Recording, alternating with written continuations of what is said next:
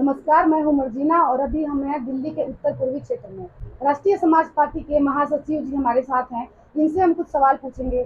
Sir, अभी दिल्ली में जो है दिल्ली में महिलाओं के साथ ज़्यादातर देखा जा रहा है कि बाकी स्टेट के अलावा, जैसे कि ये सेंटर है दिल्ली का और यहाँ पे ज़्यादातर अत्याचार हो रहा है या फिर कहें तो रेप हो रहा है, तो आप क्या कहना चाहेंगे इस बारे में? देखिए, वो एक जमाना अलग था जब महिलाएं अबला समझी जाती थी। मैं समझता हूँ वो दिन अब गए। महिलाएं अब अबला नहीं है। और महिलाओं से जब लोग अबला कहते थे तो मैं समझता हूँ वो महिलाओं को खुद कर्टेन करने की कोशिश करते थे। मैं भारत की बहन, बेटियां, माता, बहनें सभी से अपील करूंगा आपके माध्यम से, मर्जिना जी, कि उन्हें आगे आना चाहिए। इस देश में जितना हक पुरुषों का है उतना ही हक महिलाओं का है। और महिला माँ होती है, बहन होती है, पत्नी होती है। ये तीनों रूप में अगर आप उसे देखें तो वो जननी होती है। माँ होकर वो बच्चे को जन्म देती है, बहन होकर वो भाई को संभालती है, पत्नी होकर वो अपना मायका और अपना ससुराल, पीहर और मायका, पीहर और ससुराल दोनों पक्ष को वो सबल करती है। मैं समझता हूं महिलाओं को अपनी जिम्मेदारी आगे आकर लेनी चाहिए। गुरु गोविंद सिंह ने कहा था कि लोग आपको खाना दे सकते हैं, लोग आपको पानी पीने के लिए दे सकते हैं, लेकिन कोई आपको राजपाट नहीं दे सकता। महिलाओं को आगे आकर छीन कर राजपाट लेना चाहिए। जिस दिन महिलाएं आगे आएंगी, जिस दिन महिलाएं, भारत की संसद में 50% महिलाएं होंगी, भारत का प्रधानमंत्री महिला क्यों नहीं होनी चाहिए? महिलाओं ने क्यों नहीं सोचना चाहिए?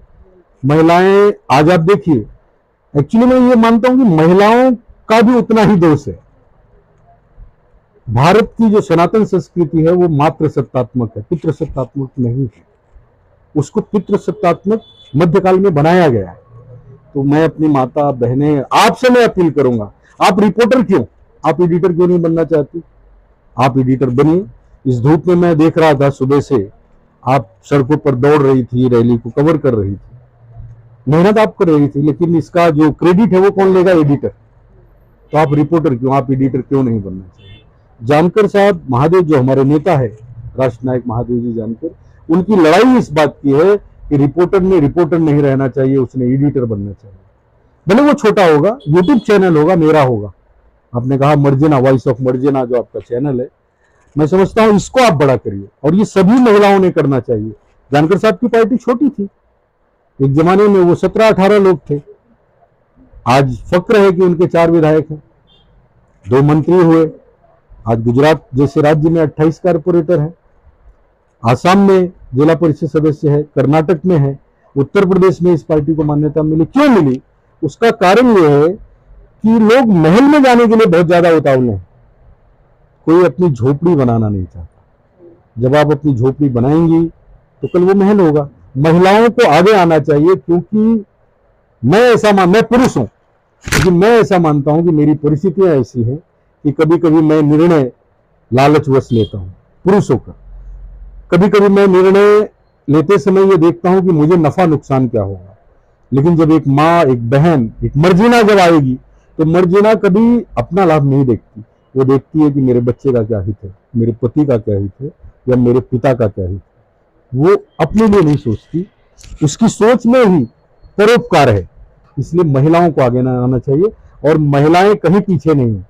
अब जैसे आपने कहा कि दुर्व्यवहार हो रहे हैं महिलाओं के साथ, वो जमाना था, अब वो जमाना नहीं रहा, मैं ऐसा मानता हूं।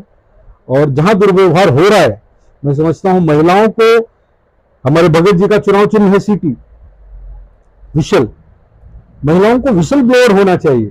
महिलाओं को अपने पति से पूछना चाहिए कि चुनाव के समय में ये मुर्गा कहां से लाए थे, पूछना चाहिए कि नहीं? जिस दिन महिलाएं ये पूछने लगेंगी कि ये चुनाव आया, तुम्हें गाड़ी से कौन छोड़ने आया था और क्यों? चुनाव के पहले तो कोई नहीं आता, चुनाव के बाद कोई नहीं आता।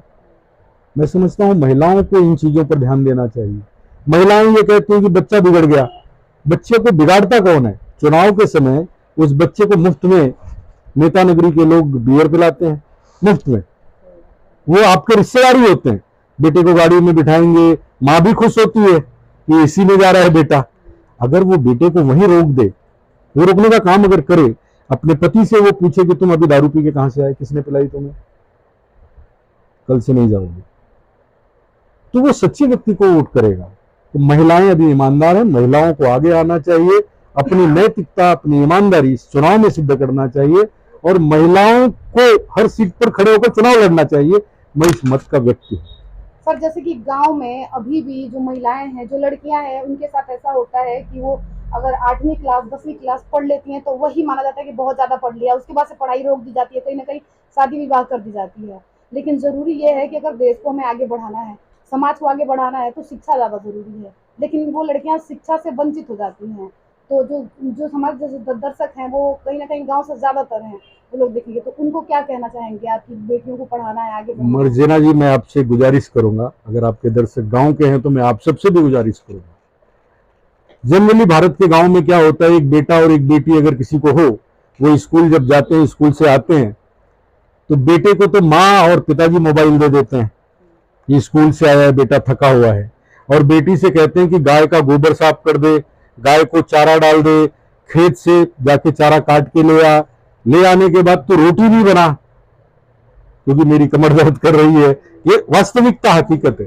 मैं समझता हूं इसके बावजूद भी जब बेटी 10वीं पास होती है तो वो फर्स्ट क्लास पास होती है और बेटा 3rd क्लास पास होता है। ऐसा होता है, ये वास्तविकता है भारत के गांव की। मैं समझता हूं गांव के जो माता पिता हैं उन्हें इस पर सोचना चाहिए। जिस बेटी को उन्होंने कहा कि तू घर का काम कर और पढ़ाई कर, अगर उससे ये कहते कि जैसे बेटा वैसे बेटी, तो मैं समझता हूं भारत की बेटियां ज्यादा IAS होंगी, ज्यादा डॉक्टर होंगी, ज्यादा इंजीनियर होंगी, और बेटा और बेटी में कोई अंतर नहीं है। मैं समझता हूं मैं एक बेटी का पिता हूं, मुझे मालूम है कि बेटी मुझे ज्यादा सुख देती है, मैं अपने माता पिता को कम देता हूं। मैं बेटा हूं मेरे माँ बाप, लेकिन मेरी बेटी मुझे ज्यादा सुख देती है। इसलिए बेटियों को समान शिक्षा देनी चाहिए और मैं सरकार से भी अपील करूंगा। वैसे सरकारों ने कई योजनाएं लाई हैं, बेटियों को ग्रेजुएशन तक मुफ्त शिक्षा है, बेटियों को सरकार सब कुछ दे रही है। मैं बेटियों से भी दरखास्त करूंगा, गांव में जनरली 12वीं पास हुई 10वीं पास हुई तो उनका ब्याह कर दो, गलत बात। उन्हें पढ़ाना चाहिए, क्योंकि बेटी जब पढ़ेगी, बेटी डॉक्टर बनेगी तो अपना घर तो संभालेगी, जिस घर में वो जाएगी, जिस घर से वो जाएगी उस घर को भी वो संभालती है। इसलिए बेटियों को भी ये सोचना चाहिए और बेटियों को जिद करना चाहिए, अपने माँ बाप से लड़ना चाहिए कि मुझे पढ़ना है। उन्हें नहीं सुनना चाहिए, जैसे बेटे लड़ते हैं बेटियों को भी लड़ना चाहिए। और आपके माध्यम से मर्जीना जी मैं आपके दर्शकों से अपील करूंगा कि बेटियों को जरूर पढ़ाएं और पूरा पढ़ाएं। शादी की उम्र बेटे की 18 साल और बेटी की 21 साल कर देना चाहिए, भारत में उल्टा करना चाहिए। बेटियों के हाथ में सत्ता जिस दिन आएगी उस दिन ये देश सोने की चिड़िया हो जाएगा। बहुत बहुत धन्यवाद सर, यही मत मुझे चाहिए था, ये चीजें मैं चाहती नहीं, ये राष्ट्रीय समाज पार्टी का मत है। और ये जो मैं आपसे कह रहा हूँ मर्जीना जी, ये महादेव जानकर साहब के विचार है कि महिला और पुरुष एक समान होना चाहिए। हाँ, ये महत्वपूर्ण है, सबसे ज्यादा महिला और पुरुष एक समान होना चाहिए। क्या कमी है? महिलाओं की इंटीग्रिटी पे कोई डाउट नहीं कर सकता।